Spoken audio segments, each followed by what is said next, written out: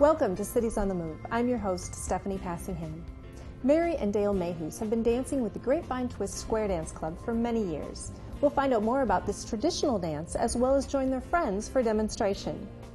Brent Benke joins us to talk about the Shellrock River Watershed District, and we'll join Larry Anderson on Lea Lake to find out why this lake was named one of the top walleye lakes in the state. We'll have all this and more coming up on Cities on the Move.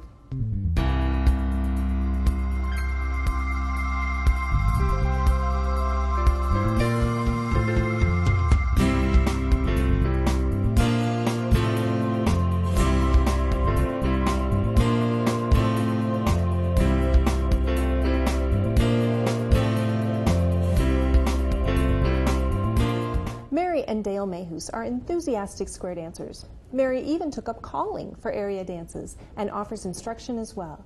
Let's meet this active couple. We're Dale and Mary Mayhews, and we live in rural Route, Northwood.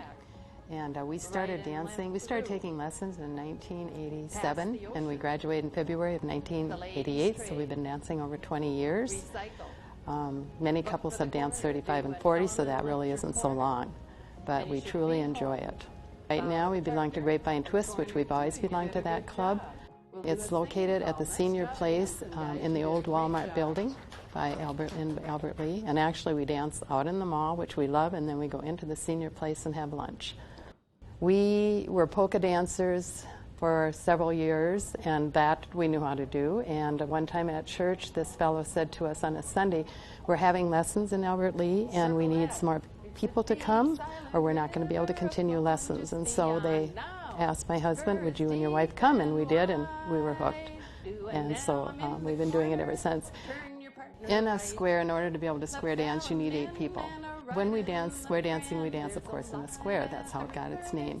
There's right and left-hand dancers. The man is the left-hand dancer, and the lady is the right-hand dancer. And being I'm a lady caller, I always say the ladies have more to do. In reality, they really do. All the people do what the caller pretty much asks them to do. It's a suggestion, but hopefully they'll do it. And so the ladies just basically do whatever the caller tells them, and the fellows help them along. Well, I got to be there to courtesy turn the lady when they get chained across. You know, that's one of our duties. And the guy usually stays in the same position. You know, if you're a side, you stay there. If you're a head, and the ladies get changed around. We call them figures, I suppose would be the correct. Anyone who's ever square danced, even if you were just to get out and I asked you to do it with us, you would learn right and left grand would be a common terminology, an element left. One of the most fun figures, I'm going to say, is side space grand square. I teach that to everybody that I've ever taught just because it's 32 beats of music, so when they've learned that, they think they've learned a lot, which they have. Well, the traditional attire started out like my husband and I are dressed. For a caller, it's wonderful if they dress alike, like say the lady has a blue blouse and the man has a blue shirt, because I need to get these people back to their partners. And so when they come dressed looking like they belong together, it's very easy. There's several places in this region that you can go dance. Rochester would be the closest one to you, or Albert Lea. Owatonna, Faribault, St. Peter, Mankato. They all have clubs. I think, like I said, they'd all be thrilled to have guests. Square dancing is fun. It has nothing to do with competition. And usually at the end of the evening you have a light lunch, you have the fellowship. It's just about fun. It's friends, fun, music, fellowship. Thank them all around. Thank you.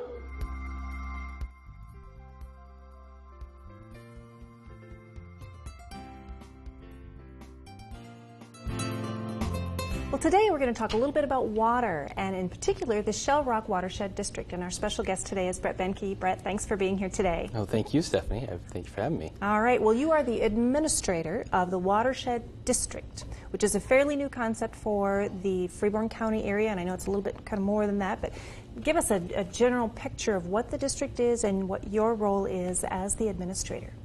The district is a watershed district, and watershed districts started being formed in the early 60s. It was a new concept to Freeborn County in 2003 when the district was formed in June of that year. Watershed districts historically have been about drainage, and they're the drainage authority and do a lot of work with drainage. As the years went by, water quality came into the picture. We all know about the Farm Act and the Clean Water Act. Therefore, pushing watershed districts to more of a clean water quality emphasis.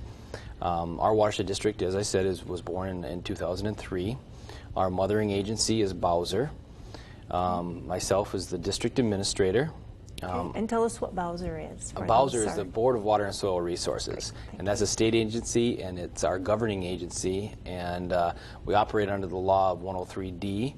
That statute is kind of our operating procedure, how we're formed, what our rules and boundaries are, how we implement our practices, and really kind of our broad based criteria for how we want to do business. Okay, and a watershed, doesn't always respect political boundaries and so on. So you have kind of this unique entity. Give us a sense of how a watershed is determined, and in particular, how far upstream do you go, and how big do you draw from, and sure. Give us a picture of what the Shellrock Watershed looks like. Sure. I'll start with the textbook definition of a watershed, and then I'll move into the Freeborn, Shellrock River in our Freeborn County. Watershed is any point that you stand on, when it rains or you drop a drop of water, it goes somewhere, whether it be absorbed in the ground. But once it takes the surface effect, it's got to go somewhere. And whether it be groundwater going to an outlet or whether it be right over the surface. If you're standing in a particular location, and let's pretend you're on a hillside, and at that point, all the water that runs to where you are, water will start as a sheet or reel as it hits the ground or be absorbed, and then as it starts to reel, then it becomes channelized. At some point, that water all meets at that point where you're standing. So if you're standing at the bottom of a hill, you can kind of draw a pyramid kind of looking thing that is going to bring you to one point where all the water from that particular area is going to drain to. Okay. Very similar to or exactly what our watershed district is. If you stand at the outlet of Lea Lake to the Shellrock River Dam, or the Albert Lea Dam, it's known as both, you take in that whole area of what comes into the lakes, and we have Pickerel Lake, White Lake, Lake Chapeau, Fountain Lake, and then ultimately Albert Lea Lake, then outlets into Shellrock River. Okay. So the Shellrock River Watershed District is all the water that runs into those bodies of water. Okay, so kind of from the dam upstream then, not downstream? Downstream as well. Actually, the Shellrock River goes much further than that. Our boundary is kind of the a political boundary is the Iowa-Minnesota border. Okay. However, there are efforts in the Iowa area to do their work on the Shellrock River. Okay. Because of it's a state, our boundary is kind of driven there. However, the rest of our boundary is driven by where the water falls and what direction it goes after it falls there. Okay. And if it ultimately ends up in the Shellrock River, it's part of our watershed district. Okay. And that's how those boundaries are formed. Okay, interesting. Could be kind of tricky a little bit. Not exactly a straight line. And actually, at 103D, the governing statute that we operate under, the first thing a watershed district does is establishes boundaries. And whether that's done by survey or field tests, we establish a boundary, and those are the properties that are within our boundaries as a watershed district. Okay, so that kind of gives us a picture. You mentioned a number of the larger bodies of water that people would recognize that are part of the watershed. Yep. Does this also include the ditch system? Absolutely. Okay. Some people, in Clark's Grove, for example, is our uppermost, it's the furthest away, not our uppermost watershed, but is furthest from the point of the Shellrock River entering into Iowa. And middle of Clark's Grove, the town of Clark's Grove, is kind of the breaking point of our watershed. So the water that actually falls, if you live in the southern part of Clark's Grove, you stand in your lawn and it rains really hard, is eventually going to get down to Albert Lea Lake. Okay, all right, interesting. Now you are the administrator. Correct. And you talked about Bowser being kind of your parent agency, yes. But you actually have a board that works with that helps to make these decisions and so on. Tell us a little bit about how that operates. Sure. Part of 103D, we have a board of managers, is what they're called, and they're appointed by your county commissioners within those counties. It gets difficult when you're into more counties, but we work. My watershed district was established and formed under our bylaws, state 7 managers. So we have 7 managers spread throughout the watershed district that are appointed by the county commissioners. We have 5 staff people, myself included, the district administrator. Then we have Andy Henschel, who is our district watershed conservationist. Then we have a district technician, who is Jerry Stricker, who does our water monitoring and our water quality work. And then we have Carmen Christensen, who is our financial clerk. And then we have Connie Copa, who is our office manager. Okay. So we all play a role, and we all answer to the 7 board managers. And the 7 board managers are appointed every 3 years. So every 3 years, once you're appointed, you're on the board for 3 years, and then after that, you apply back to the county commissioners for reappointment. Okay, so there is a tie to county government in terms of the appointment of the board. Correct. Yep. Okay. They are their own governing bodies. They have their own taxing authority. They don't need to have it approved by the county or the city or any the townships. They are required, the watershed district is required to give a 30-day public hearing notice and then conduct a public hearing, so all those bodies can, and as the public, can voice their opinion. But they are their own governing body. They do have taxing authority. So they operate much like a county. You know, if they want to do a project, we assess it back to the property owners. Okay. But good communication sounds like between the various agencies, which is important. Absolutely. All right. Let's talk a little bit about some of the activities of the watershed district and what you hope to accomplish. Kind of, you talked a little bit about how the mission has become less about drainage than it has become about water quality. So maybe you want to pick your favorite project and start there. Sure. My favorite project is rough fish control. I've been in the business since my college years, so the last 15 years of my life have been spent on water quality and studying the habits of these smaller basins and how they operate, and especially shallow lakes. My pet projects are the fish barriers.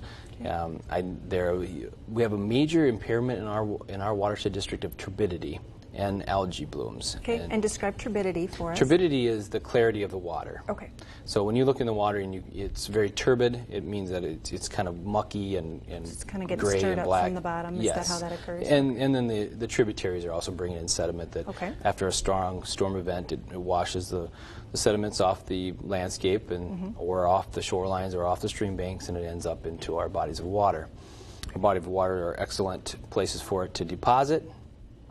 Because the water slows down, it's no longer channelized. It's got a large basin.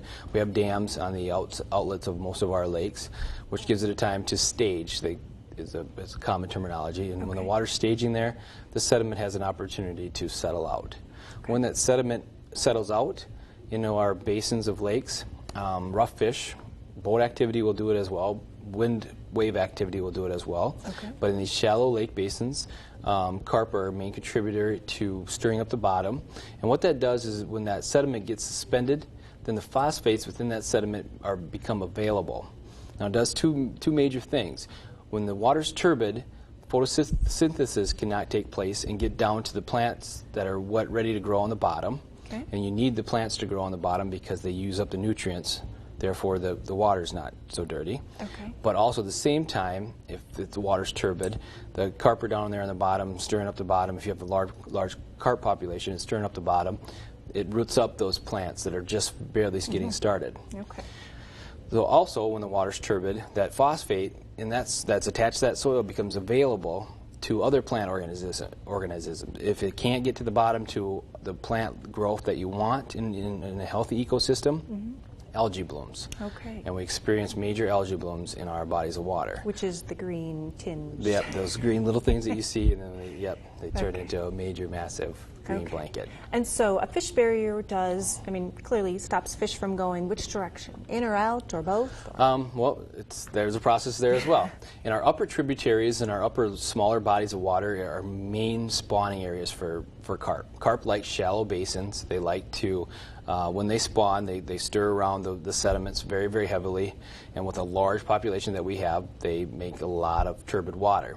For example, this spring you saw Fountain Lake be very, very clear early on, but you'd go up to the upper tributaries and they were very turbid. and without the rainfall that we went through a spell where we didn't get any rainfall. Without rainfall, those outlets, those tributaries that bring it into Fountain Lake weren't not running, so the lake was staying fairly clear. As soon as it started to rain, then you got all the turbid water coming in with all the suspended solids, and then therefore you have it in your Fountain Lake, and then the bloom didn't take long after that. It's also based off of a temperature, the water temperature, and that's how fast it blooms. So you put these fish barriers in, and as the carp, they go to Fountain Lake in the wintertime because it's deeper. And they're gonna stay there, be fairly dormant throughout the wintertime. But as soon as spring starts coming and the water temperature starts rising, and the water starts running through the tributaries, and when I say tributaries, I mean like the creeks and ditches and stuff that outlet into the lake.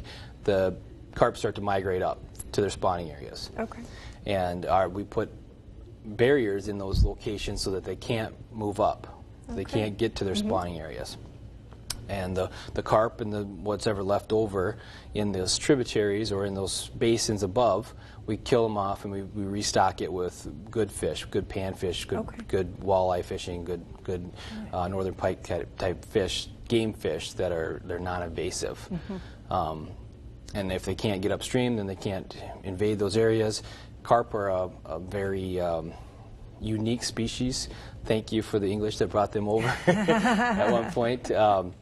And they're a great food source, and they use them a lot in other countries, not so much here. It causes a lot of havoc in our local lakes. It does, and they're very, very hardy. Touch on the point you mentioned. Kind of you do some killing of some of the carp upstream, and there's some talk that you read about in the paper about treatment of the lake in town. Because people see it, and it tends to be a little bit more visible than perhaps some of the tributaries, which are harder to see. Who has jurisdiction over, for example, Fountain Lake? Who would have jurisdiction over that? Is it the Watershed District? Is it the city? And talk a little bit about the treatment that's been under discussion. Ultimately, it's the Department of Natural Resources. They give the permit for the treatment of the lake. The city of Albert Lea does do the application. The Watershed District does not contribute to the application. We haven't opposed it or gone either way. What that application does, what we want to do is reduce the availability of that phosphate to that algae bloom so we don't have it every year.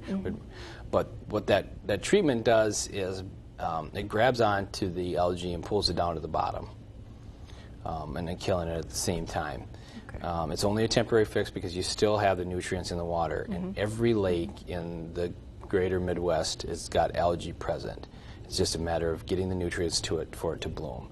So you're not going to eradicate algae, but what you do with that treatment is you take the algae out of the system for a little while. There's some different talks and different planning on how we can get more oxygen in the water. Oxygen plays a major role as well. It's all pieces of this puzzle that we're putting together to get the water quality that we need. All right, sounds very complex. One of the things I want you to share with viewers today, too, is because we're only going to be able to touch on just a very few things that the Watershed District is doing. Where can they go to find more information? I know there is a community newsletter that comes out that shares all of your projects, but if they don't happen to get that or missed it, where can they go to find information about what the Watershed is doing? Sure. I always encourage people to come to the office and visit with the staff on hand.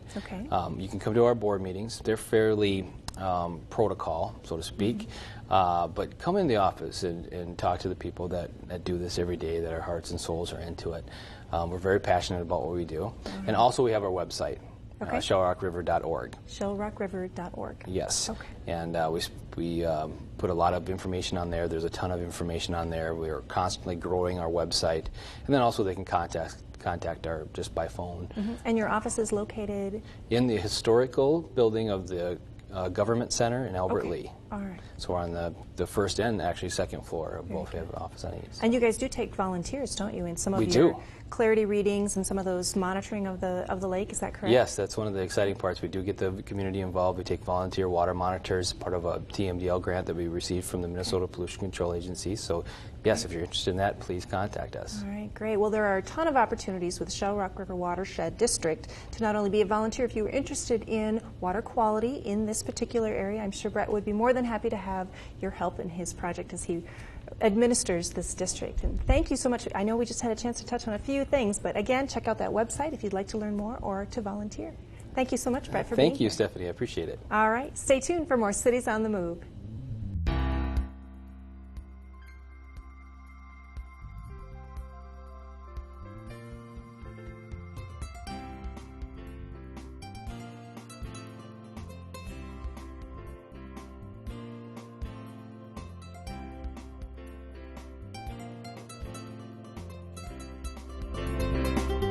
Minnesota Sportsman magazine named Albert Lea Lake one of the top 7 walleye opener lakes in the state. Let's join Larry Anderson to learn more about this local fishing hotspot. The walleye, state fish of Minnesota, is a prize catch for anglers across the region. Many people have family traditions that take them to the far north of the state, or even into Canada, to pursue this tasty game fish. Well, if walleye is your heart's desire, now you can find plenty right here in the region. In 2009, Minnesota Sportsman magazine named Albert Lea Lake as one of the top 7 opening day walleye lakes in Minnesota. Local councilman and angler Larry Anderson describes this area lake. The Albert Lea Lake is a huge body of water. It is about 2,600 acres large. It has 24 miles of lake shore. It's basically considered a shallow prairie lake. It has a boom and bust feature where they consider it as to be a good productive lake where fish grow rapidly because the water warms and there's a lot of food source. But the average depth is right now close to 3.5 or 4 feet. Despite the shallow depth, it was no surprise to local fishermen that Albert Lea Lake could produce a strong walleye population.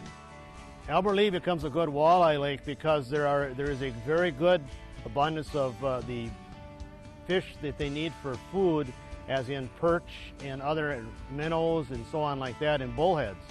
And so they introduced them in Albert Lea Lake because the timing was perfect, because with all of the dead fish in the bottom, the walleye would grow at a rapid rate because of the food source.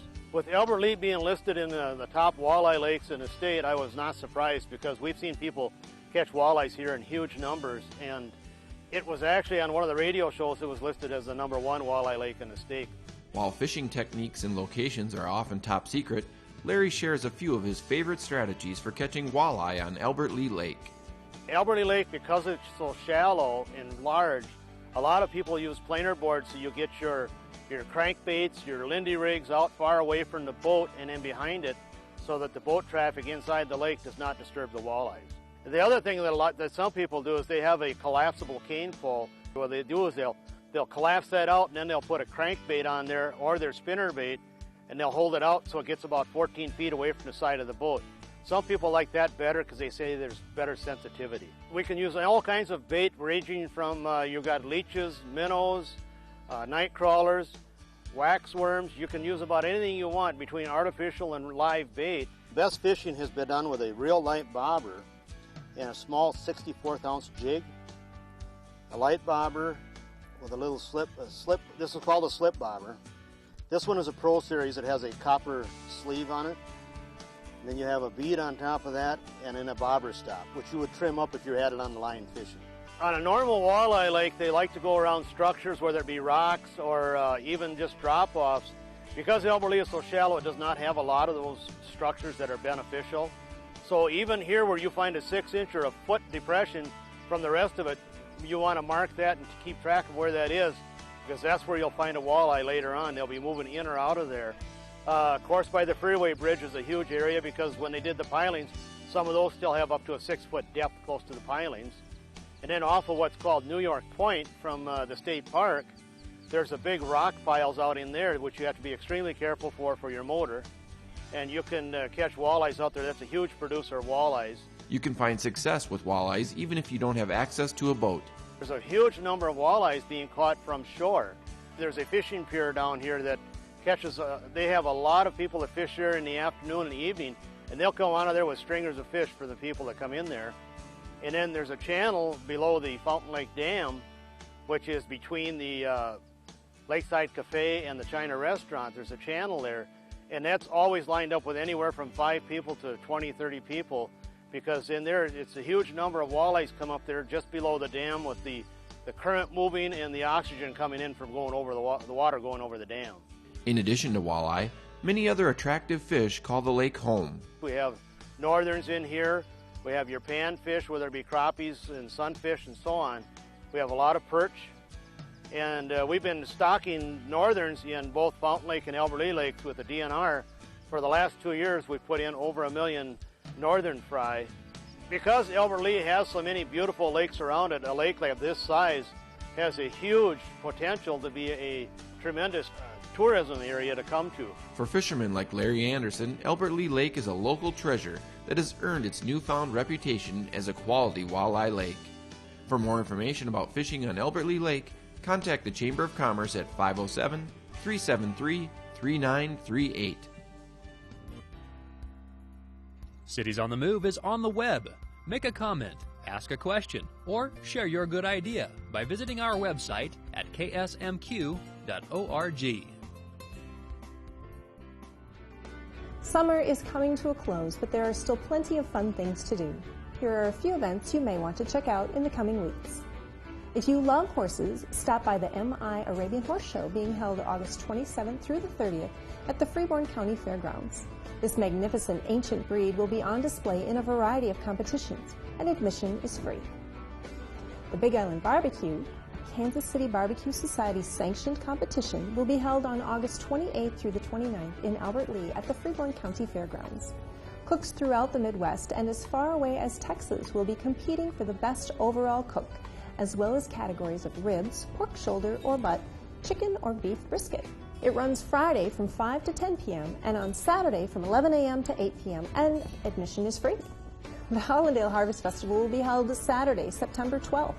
Enjoy car football, mud bog, and all day there'll be a pancake breakfast, citywide garage sales, a live band, food stands, craft fair, games, kiddie parade, and more. For more information, call 1-800-345-8414. And on September 20th, the Freeborn County Historical Society will be hosting Autumn in the Village from noon to 4 p.m. Enjoy many activities that exemplify Fall Pioneer Days. To share your event, visit us at ksmq.org and tell us all about it. Next week, we'll revisit a favorite episode of Cities on the Move. We'll meet Jean Mouchard and her dog Cheyenne. They're a search and rescue team from the Rochester area.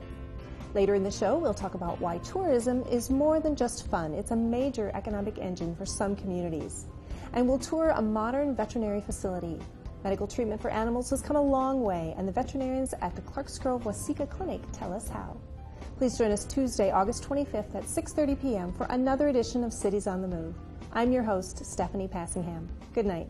Center square through, count 'em 3 hands and around, swing the corner, lady promenade. Production of this program is made possible in part through a grant from the City of Albert Lea and the Blandon Foundation.